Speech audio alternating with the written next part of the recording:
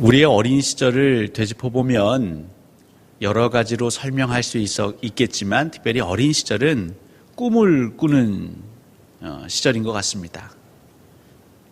나는 자라서 대통령이 되겠어요. 군인이 될 겁니다.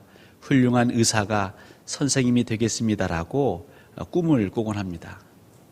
근데 그랬던 아이들이 세상에서 한 해, 두 해 지내다 보면 조금씩 세상에 때묻게 되죠. 자의에 의해 타의에 의해 나도 모르게 육신의 정욕, 안목의 정욕, 이생의 자랑에 젖어 살게 됩니다. 요한일서 2장에서는 이 육신의 정욕, 안목의 정욕, 이생의 자랑은 아버지께로부터 온 것이 아니라 세상으로부터 온 것이다 라고 우리에게 분명하게 경고하고 있습니다. 더불어서 이러한 것들을 사랑하지 말라고, 세상 일을 사랑하지 말라고, 그리고 부디 하나님 아버지의 일을 사랑하라는 지혜와 명철을 우리에게 전하고 있습니다. 그런데 쉽지 않지요. 이 땅에 살다 보니 경쟁하며 주변의 사람들의 그 달려가는 모습을 보며 나도 모르게 그냥 휩쓸려 갑니다. 문제는 그러면서 내 마음도 성품도 변해갑니다. 인색해지고 사나워지고 때로는 그 모든 것이 의미 없다며 인생 무상을 토로할 때도 있습니다. 최근에 제가 좀 심각한 질문을 수차례 받았습니다. 제가 목사이기 때문에 제 지인들과 만나는 자리에서 공교롭게도 여러 사람에 의해서 질문을 받았는데 그 질문은 무엇이냐면, 목사님, 분명 하나님은 말씀이 힘이 있고 능력이 있다 하셨습니다. 믿음은 들음에서 나고 그 믿음의 삶은 우리를 변화시킬 거라 약속하셨습니다. 여러분, 고린도후서 5장 17절 말씀을 우리는 다 암송합니다. 그런즉 누구든지 그리스도 안에 있으면 새로운 피조물이라. 이전 것은 지나갔으니 보라, 새 것이 되었도다. 근데 왜 저는 새로운 피조물이 되지 못할까요? 이전 것은 지나갔다고 하는데 왜 여전히 이전 것에 매여 살아갈까요? 히브리서 4장 12절, 하나님의 말씀은 살아있고 활력이 있어 좌우의 날선 어떤 검보다 예리하여 우리의 혼과 영과 관절과 골수를 찔러 쪼개고 마음의 생각과 뜻까지도 판단한다고 하시는데, 왜 그 살아있는 말씀이 제 안에서는 일하지 않는 것일까요? 디모데후서 3장 16절 17절, 모든 성경은 하나님의 감동으로 된 것으로 교훈과 책망과 바르게 함과 의로 교육하기에 유익하니 이는 하나님의 사람으로 온전하게 하며 모든 선한 일을 행할 능력을 우리에게 갖추게 하시려고 한다는데, 왜 그 감동의 말씀, 그 성경 말씀, 왜 저를 온전케 못할까요? 제가 최근에 이런 질문을 복수의 사람으로부터 들었습니다. 왜 말씀을 읽고 묵상한다고 하고 교회에서 양육받고 훈련받고 예배하는데 저는 변화하지 않을까요? 한 걸음 더 나아가 의심합니다. 그렇다면 우리가 믿고 있는 하나님, 우리가 읽고 묵상하는 이 말씀은 그냥 우리 인간들이 만들어낸 또 다른 종교 중에 하나가 아닐까요? 제가 만난 사람들은 불신자가 아니고 오랫동안 신앙생활을 해왔던 분들이었습니다. 여러분, 이 문제를 어떻게 풀어가야 할까요? 누군가 여러분에게 이런 질문을 던지신다면 여러분들은 어떻게 대답해 주시겠습니까? 사실 저는 그분들에게 정답을 말씀해 드리지 못했습니다. 왜냐하면 그 질문 가운데 저 스스로에게도 물어보았습니다. 임도한 너는 어떠한가? 이전 것은 지나가고 정말 새로운 삶을 살고 있는가? 하나님의 사람으로 온전함, 그 온전함을 늘 따르고 있는가? 그런데 저 역시 육신의 정욕을, 안목의 정욕을, 이생의 자랑을 사랑하고 있었습니다. 저도 모르게 포털 사이트를 검색하다 보면 자주 클릭하는 기사가 있습니다. 그건 뭐냐면 아름다운 집, 정원이 딸려 있는 그런 전원주택, 이런 그림을 계속 클릭하고 있더라고요. 여러분들은 어떠십니까? 저도 모르게 세상의 것, 하나님께로부터 오지 않은 세상의 것을 사랑하고 있었던 것이죠. 그렇게 큰 고민을 안고 지내는 가운데에 말씀을 묵상하게 된 본문이 빌레몬서입니다. 그리고 빌레몬서를 묵상하는 가운데에 어찌 보면 하나의 해답을, 탈출구를 찾았다고 볼 수 있겠죠. 그래서 그 말씀을 여러분과 나누고자 합니다. 아시다시피 여러분, 빌레몬서는 바울이 감옥에서 쓴 편지입니다. 감옥이라고 하니까 특별히 바울이 수차례 감옥에 갇혔기 때문에 감옥이 지낼만 한가 보다 생각하시겠지만, 당시의 감옥은 지금의 감옥과는 비교할 수 없습니다. 당시의 사람들에게 있어서 감옥에 누군가 있을 때 그를 위로하고 돕는 자가 반드시 있어야 했습니다. 그러니까 옥바라지 하는 사람이 필수였다는 것이죠. 왜냐하면 그곳에서는 굶주림, 허기, 질병으로 죽어나가는 자가 많았기 때문입니다. 바울이 콩밥이 좋아서 감옥에 있었던 건 아니죠. 그 바울에게 있어서 감옥의 삶은 그 육신에겐 고통입니다. 그리고 죽음의 위협이 항상 도사리고 있는 그 자리인 것이죠. 그런데 이 바울이 그 감옥에서 편지를 씁니다. 근데 오늘 빌레몬서는 좀 독특합니다.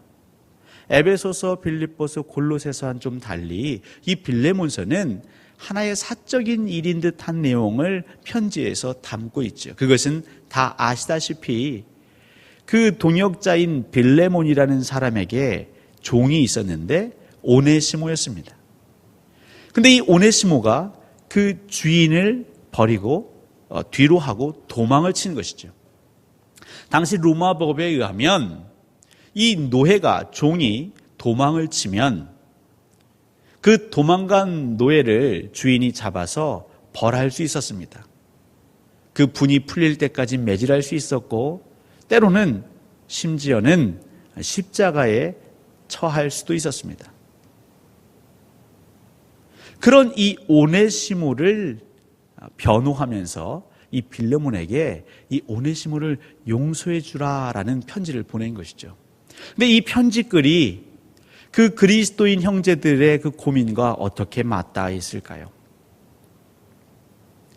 여러분, 오네시모의 입장에서 한번 오늘 본문을 살펴보려고 하는데요. 여러분, 오네시모는 이 빌레몬의 집에서 계속 먹고 자고 합니다. 아침부터 저녁까지 그 주인이 잠자기 전까지는 그는 잠을 잘 수 없습니다. 근데 이 빌레몬의 집은 단순히 집이기도 했지만 이곳에서는 또 하나의 사역이 이루어지고 있었는데 그것은 바로 예배입니다. 여러분들이 이제 빌레몬서 길지 않습니다. 한 장밖에 되지 않으니까 집에 가서 읽어보시면 이 바울이 편지할 때에 그 안부를 묻을 때 이 빌레몬의 가족들 그리고 그 집에서 모이는 교회 성도들에게 문안합니다. 그러니까 빌레몬의 집에서 가정교회가 세워지는 것이죠. 글쎄요, 저 같으면 한 사람이라도 더 함께 예배하는 게 좋으니까 저 문발치에서라도 아마 오네시모 예배하라고 했을 것 같습니다. 예배하지 않았더라도 예배 준비를 해야겠죠. 또 예배 끝나면 그 뒷정리를 해야겠지요. 빌레몬은 나름 칭찬받는 그리스도인이었습니다. 바울이 이 빌레몬서 서두에 그를 칭찬하고 있습니다. 그가 믿음이 좋고 신앙심이 깊고 그렇게 믿음의 교제를 잘하는 사람으로 소문이 자자하여 내가 이 감옥에서도 빌레몬 당신의 소식을 듣고 있습니다. 그래서 기도할 때마다 하나님께 감사의 기도를 올립니다. 여러분, 믿음의 교제는 단순히 대화하고 나누는 그 정도의 교제가 아닙니다. 내 물질로 구제하는 교제를 포함하는 것이죠. 그러니까 빌레몬은 자신의 재산을 구제하는 일에도 썼던 신실한 자입니다. 그 집은 기독교 문화, 기독교 신앙, 기독교 말씀의 가치로 어찌 보면 가득 차 있는 집이기도 합니다. 오네시모는 바로 그런 집의 종이요 노예였던 것이죠. 항상 예배에 노출되어 있고 말씀 또 기도의 본을 보는 자였던 것입니다. 그런데 궁금한 게 있습니다. 왜 오네시모는 도망을 쳤을까요? 포악한 주인도 아니요, 악랄한 주인도 아니요, 그를 압제하는 주인도 아닐 텐데, 그리스도인이라고 하는데, 믿음이 좋다고 하는데 왜 오네시모는 도망을 쳤을까요? 정확한 이유는 알 수는 없지만 여러분, 노예로서 오네시모에게는 어떤 바람이 있을까요? 지금의 삶보다는 좀 더 나은 파랑새를 쫓고 싶은 마음이 있는 것이죠.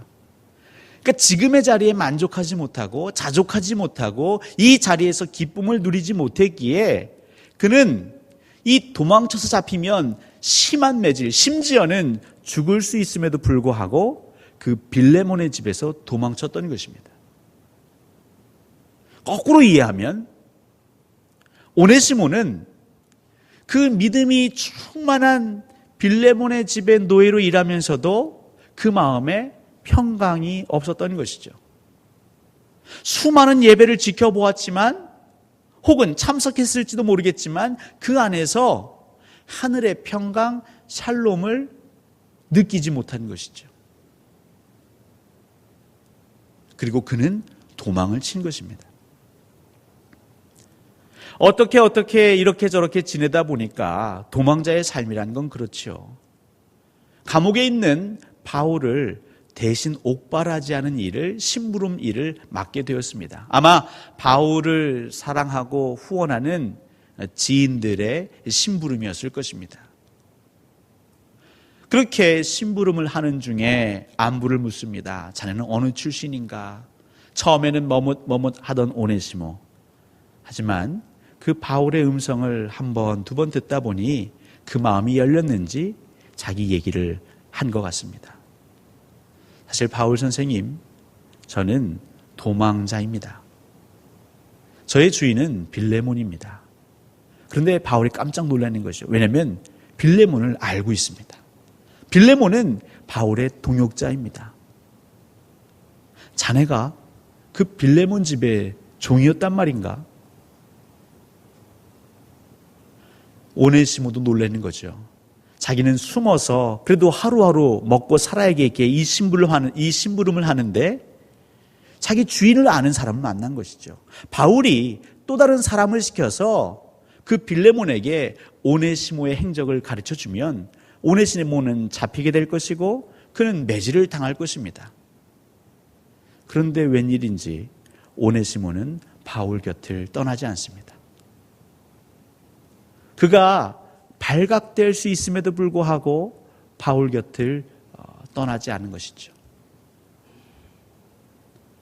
비록 노예이긴 하지만, 종이긴 하지만 그래도 안정된 생활이 보장되어 있었습니다. 그런데 그 주인의 집에서는 떠났는데, 예배가 있는 자리, 찬양이 있는 자리, 기도가 있는 자리는 떠났는데 이 오네시모가 감옥, 쾌쾌합니다. 음습합니다. 심지어 자기는 도망자의 신세인데 이 바울이 입만 뻥끗하면 자기는 다시 빌레몬에게 잡혀갈 수 있는데 그는 도망가지 않습니다. 여러분 궁금하지 않으십니까? 무언가의 희망을 따라, 소망을 따라, 뭔가 새로운 삶을 따라 탈출하고 도망갔던 오네시모. 그리고 주인에게 잡히지 않기 위해서 그냥 숨어 지내는, 남들이 하지 않으려는 그 옥바라지 심부름을 하며 지냈던 오네시모. 근데 그가 왜 바울 곁을 떠나지 않았을까요? 한 가지밖에 없는 것이죠. 오네시모는 바울을 통해서 그 마음에 그 부족함을 채웠던 것이죠. 바울을 통해서 그 심령의 갈증이 해갈된 것이죠. 그 수가성의 여인이 목말랐습니다. 하지만 예수 그리스도를 만나고 그 갈증이 해소된 것처럼 이 오네시모 역시 그 인생의 허무함, 무언가를 쫓고 또 쫓으면서도 늘 불안했던 그 마음이 바울을 통해 진정이 되고 안정이 된 것이죠. 바로 바울을 통해 예수님을 만난 것입니다. 오네시모는 바울을 통해 예수 그리스도를 영접한 것이죠. 예수 그리스도는 성육신 하셨습니다. 말씀이 육신이 되었다라고 말합니다. 바울이 그러했던 것이죠. 여러분, 바울은 하나님의 말씀을 늘 묵상하는 가운데 어느덧 그 말씀의 사람이 된 것입니다. 여러분, 바울이 어떤 사람이었습니까? 원리 원칙주의자였죠. 그는 율법을 공부했던 사람이고요. 옳고 그름을 매번 따졌던 사람입니다. 예수 그리스도를 영접한 이후에도 다메섹 도상에서 예수님을 만난 이후에도 바울은 그 원리 원칙에 강직한 그 성품이 그대로 살아 있었습니다. 사도행전에 보시면 그 마가라 하는 요한 이야기가 나오죠.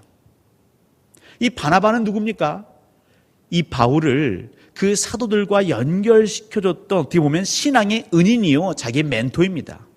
근데 이 마가 요한이라는 사람 때문에 그 바나바와 심히 다툴 정도로 이 바울 성격은요, 한 성격했습니다.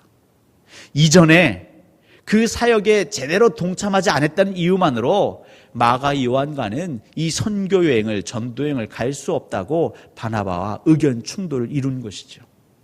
한 번의 실수도, 한 번의 잘못도 용서할 수 없다라고 외쳤던 바울입니다.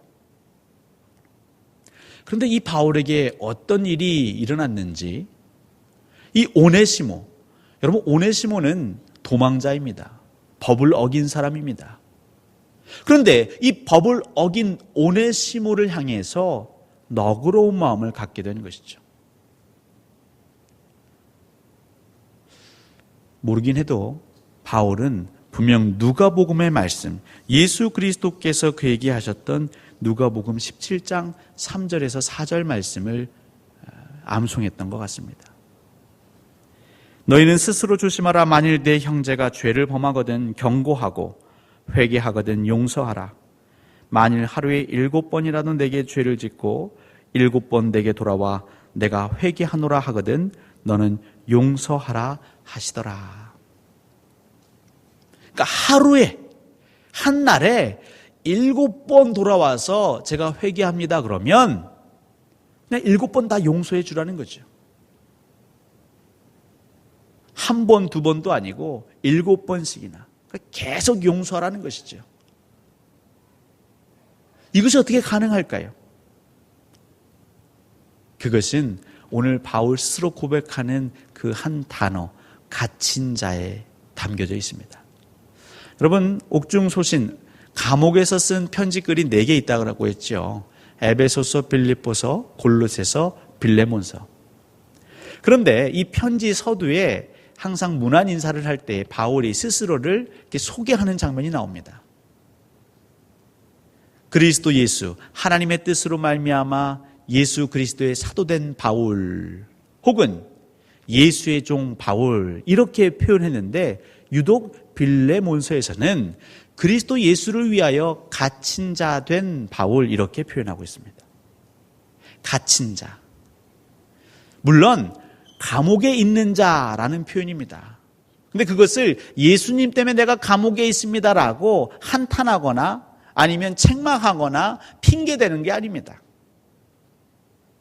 그는 지금 나는 사도요, 예수님의 종인데 그 사명을 감당하다 지금 감옥에 있다라고 말하고 있죠. 근데 여기에 갇힌 자라는 이 단어는 사실 묵다, 매다에서 파생되어 있습니다. 그래서 묶인 자, 매여 있는 자, 죄수라는 의미가 있는 것이죠. 눈에 보여지기에는 이 바울이 감옥에 갇혀 있고 감옥에 매여 있고 착고에 쌓여 있는 것 같지만 사실 여러분, 바울은요, 철저히 말씀에 매여 있습니다. 복음에 매여 있습니다. 하나님 나라의 그 영광에 매여 있습니다. 바울뿐만 아니라 바울의 모든 사람도 사실 바울이 지금처럼 살아가면, 복음을 위해 달려가면 그를 기다리고 있는 것은 매질과 감옥형밖에 없다는 걸 삼척동자도 다 알고 있었습니다. 그럼에도 불구하고 바울은 회피하지 않고 복음을 위해서라면 그 길을 걸어갔던 것이죠. 그리고 지금 감옥에 있는 것입니다. 그는 운이 없어서 어쩌다 보니까 잡힌 것이 아니라 그 스스로 감옥에 갈 줄 알았지만 복음을 위해 양보하지 않았던 것이죠. 그는 하나님께서 주신 자유의지를 가지고, 자기의 선택권을 가지고 가장 소중한 자기의 시간을, 자기의 생명을 하나님의 나라를 위하여 항상 드리기를 힘썼습니다. 그랬더니 어떤 일이 벌어졌냐면요, 바울이 변합니다. 물론 예수 그리스도를 영접했기에 그는 구원받았습니다. 근데요, 그의 성품이 변합니다. 강직했던 바울, 법을 얘기했던 바울, 원칙을 얘기했던 바울, 그래서 원칙에 조금만 어긋나면 가차없이 잘라냈던 바울. 근데 그가 오늘 우리가 읽은 8절부터 10절을 읽어보시면 그의 어투가 달라지지요. 뭐라고 달라집니까?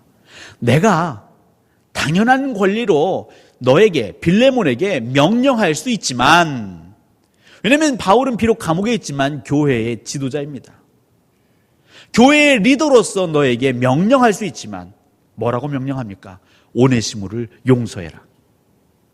그리고 다시 그 오네시모를 나로 심부름하는, 나 옥바라지를 자로 보내라고 명령할 수 있지만 바울은 명령하지 않습니다. 오히려 그는 사랑으로 그에게 간구하고 있습니다. 예전에 바울 상상도 할 수 없는 일이 벌어진 것이죠. 오네시모가 이걸 맛본 것입니다. 빌레몬에게서는 느끼지 못했던 무언가를 바울에게서 느낀 것이죠. 빌레몬도 하나님을 예배하고 하나님을 찬양하고 예수 그리스도의 말씀대로 살고자 했지만 그는 그 세상의 틀 안에서 살았습니다. 노예는 노예인 것입니다. 종은 종인 것이죠. 그냥 그 세상에서 당연히 그가 누려야 할 권리를 주장하며 그 안에서 신앙생활했던 빌레몬이었다면 바울은요, 그 세상의 이치를 뛰어넘는 믿음의 삶을 살고 있었던 것이죠. 아니, 감옥에 있는 사람, 지금 옥바라지 않은 오네시모가 음식을 갖다 주지 않고 의복을 갖다 주지 않고 그의 필요를 채워주지 않으면 언제 죽을지 모르는 그런 불쌍한 처지에 있는 이 바울이 오히려 오네시모를 걱정합니다. 그리고 그를 위해 편지를 써주고 있는 것이죠. 그렇게 오네시모는 바울과 만나면서 이야기를 나누면서 마음의 감동을 받는 것이죠. 여러분, 왜 제 지인들은 오랫동안 예수 그리스도를 믿는다 하였음에도 스스로 회의하고 스스로 자꾸 자책하며 신앙의 슬럼프에 빠질까요? 이 빌레몬서를 묵상하면서 저는 두 가지 원인을 찾은 것이죠. 첫 번째는 바울과 같은 자를 못 만나서 그럴 수 있겠구나. 우리 주변에 빌레몬과 같은 자는 많이 있습니다. 입술로 주여 주여 하는 자 많습니다. 경건의 모양이 있는 자 많습니다. 하지만 진실로 말씀대로 살아가는 그 세상의 이치를 뒤집어가며 세상으로부터 오는 일에서 벗어나 아버지께로부터 오는 일을 늘 마음에 품고 살아가는 자를 못 만나서 그렇구나. 더 근본적으로는 하나님께서 우리에게 주신 이 삶을, 이 시간을, 우리의 자유의지를, 우리의 선택권을 하나님께 먼저 드리지 않아서 그렇구나.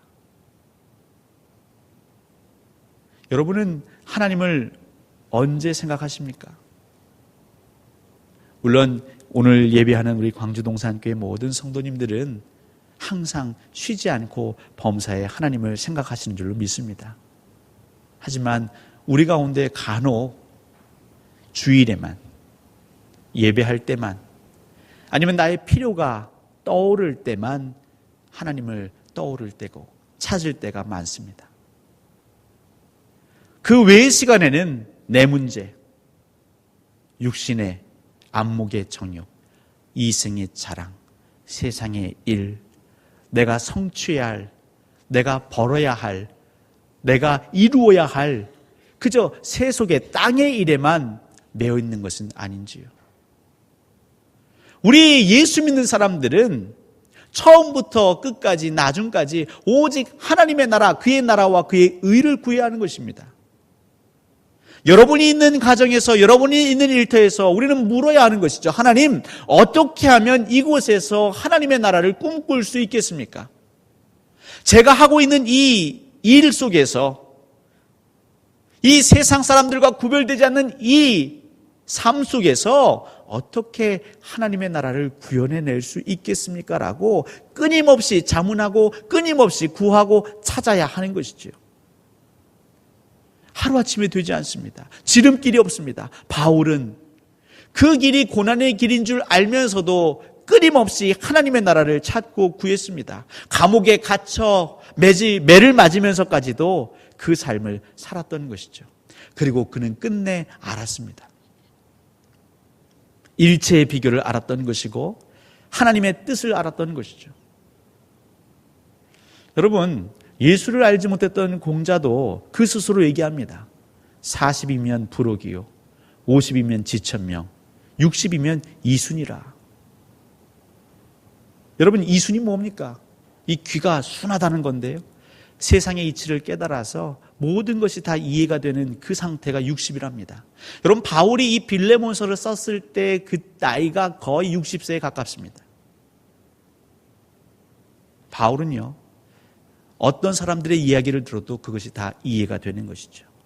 인간의 마음으로 이해되는 게 아니라 하나님의 관점에서 이해가 됩니다. 그리고 그가 긍휼해집니다. 불쌍히 여겨집니다. 그래서 하나님의 마음으로 그를 돕고자 하는 것이죠. 그렇게 사랑의 삶을 살았던 바울, 오네시모는 그 바울을 만나고 변화됩니다. 사랑하는 성도 여러분, 사실 우리 삶 주변에 오네시모가 많습니다. 교회는 다니지만, 예수는 믿지만 여전히 갈급함에 세상의 것을 부를 쫓는 자도 있습니다. 사업의 성공을 위해, 자녀의 성공을 위해서 안절부절 못하는 자들이 너무나 많습니다. 여러분들이 그들에게 바울이 되어주십시오. 비록 나 역시 옥중에 있지만 내가 그리스도 안에 난 스스로 갇혀 있습니다. 나는 그리스도에게 매어 있는 자입니다. 나의 말, 행동, 생각 그 무엇 다 뜯어보아도 나는 항상 하나님의 나라만을 꿈꾸고 있습니다. 그런 자를 만나면 오네시모가 변하는 것이죠. 하나님은 여러분이 여러분의 자유의지를 가지고 하나님의 나라의 그 원대한 과업에 동참하기를 원하십니다. 바울은 빌레몬이 억지가 아니라 그가 자유의지를 가지고 자발적으로 그 사랑의 일에 동참하기를 요청하고 있습니다. 여러분, 교회의 일 억지로 하지 마십시오. 하나님이 주시는 감동으로 하실 때 하나님 영광 받으시고 그 일로 인하여 내 주변의 형제들의 마음에 감흥이 있을 수 있습니다. 대신 우리는 구해야겠지요. 하나님, 어떻게 하면 광주동산교회에서 하나님의 나라를 이룩할 수 있겠습니까? 어떻게 하면 내가 맡고 있는 이 사역부서를 하나님의 나라, 그의 의에, 그의 영광에 합한 그 나라로 바꾸어 갈 수 있겠습니까? 이를 위해서 나 자신, 내가 당연히 구할 수 있는 권리까지도 내려놓고 바울처럼 하나님의 주권을 믿으며 상대방에게 선택할 수 있는 기회를 오히려 내어주는 것입니다. 여러분, 사랑은 기다림이라고 하죠. 하나님께서는 바울을 기다리셨고 바울은 빌레몬을 기다리고 있습니다. 누군가를 기다려줄 때 그 안에서 생명의 역사가 일어나는 것이죠. 사실 저에게도 꿈이 있었습니다. 어렸을 때에는 파일럿이 되는 꿈도 있었지만 제가 군대를 다녀와서는 어떤 꿈을 꾸었냐면 성경 번역 선교사가 되고자 하는 꿈이 있었습니다. 여러분 성경 번역 선교사 하니까 좀 생소하시죠? 사도행전에 보면 그 예수님의 제자들이 성령을 받습니다. 그리고 그들이 어떻게 합니까? 난 곳 방언으로 얘기를 하죠. 그래서 그 예루살렘의 절기를 지키러 온 사람들이 이 일이 어찌 됨이냐? 이 예루살렘이 갈릴리를 떠나본 적이 없는 사람들이 어떻게 우리 지방의 말을 할 수 있지? 라고 하면서 놀랍니다. 제가 관심이 있었던 선교단체는 GBT라는 선교단체입니다. 이 GBT라는 단체는 위클리프 성경 번역 선교회하고 합력하여서 성경 번역하는 단체인데요. 여러분 위클리프는요 1382년에 그 영국에서 영어로 성경 번역을 마친 사람입니다. 그래서 이 위클리프가 있었기에 사실 루터가 있었다고 보아도 무관하죠. 라틴어로 기록된 성경, 오직 사제들만 그 성경을 읽고 해석할 수 있었는데 그것을 모국어, 자국어, 자기들의 난 곳 방언으로 번역했기에 종교개혁이 일어날 수 있었습니다. 제가 대학교 때 수련회에 갔는데 바로 이 GBT의 대표 선교사님께서 우리에게 도전하셨습니다.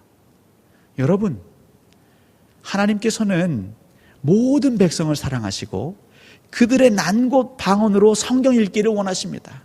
근데 아직까지도 그 자국어로 성경이 없는 수천의 종족들이 있습니다. 누가 이들을 위해 갈 것입니까? 라는 콜링에 제가 응답한 거죠. 그래서 GBT 훈련을 받기 시작합니다. 캠프에 3주간의 캠프에 들어갔는데요. 그 캠프는 뭐 성경 공부하고 부흥회하고 통성기도 하는 게 아니라 오직 공부하는 캠프입니다. 그러니까 성경을 번역해야 되는데 글자가 없는 민족, 종족에 들어가서 번역을 해야 되기 때문에 언어학 훈련하는 것이죠. 나름 열심히 했습니다. 3주 동안 공부하고 시험도 쳤습니다. 그리고 부푼 꿈을 알았죠. 나도 언젠가는 저 오지에 가서 그 원주민들의 말로 기록된 성경을 번역할 것이다. 근데 그 꿈은 오래지 않아서 물거품이 되어버렸습니다. 왜냐하면 제가 그 캠프 때 본 시험 성적을 나중에 알게 됐는데 그냥 평범한 중위권 정도의 성적이었습니다. 그러니까 언어적 감각이 별로 없는 것이죠. 그렇게 상심해 있는 저를 보시고 은퇴가 가까운 한 선교사님이 저에게 오시면서 이렇게 물으셨습니다. 도한 형제님, 형제님은 세상에서 어떤 성경 번역본이 가장 훌륭한 성경 번역본이라고 생각하십니까? 저는 상심해 있는 데다가 갑작스러운 질문에 어리둥절했지요. 근데 그 선교사님이 말씀해 주셨습니다. 그것은 형제님의 삶으로 번역한 성경이 가장 훌륭한 번역 성경입니다. 비록 저는 원주민의 말을 가지고 성경을 번역할 수는 없지만 부족하지만 나의 삶을 통해 하나님의 말씀을 이 땅에 번역하는 삶을 살아야겠다. 그렇게 교회 목회를 꿈꾸게 되는 것이죠. 사랑하는 성도 여러분, 왜 우리는 변하지 않을까요? 우리가 깨어있을 때 항상 하나님의 나라를 꿈꾼다면, 특별히 그 하나님의 사랑에 매어 산다면, 그 끊을 수 없는 하나님의 사랑, 적신이나 기근도 끊을 수 없는 그 사랑에 나 스스로를 항상 동여맨다면, 자나깨나 하나님의 영광만을 꿈꿔본다면 여러분도 저도 바울의 삶을 살 수 있을 것입니다. 만약 바울이 이 시대에 그 사역을 했다면 그는 그의 전도 여행을 하며 이 찬양을 부르지 않았을까 싶습니다. 저는 오늘 이 말씀을 묵상하며 여러분과 찬양을 하나 하기 원하는데요. 바로 오직 주의 사랑에 매여라는 찬양입니다.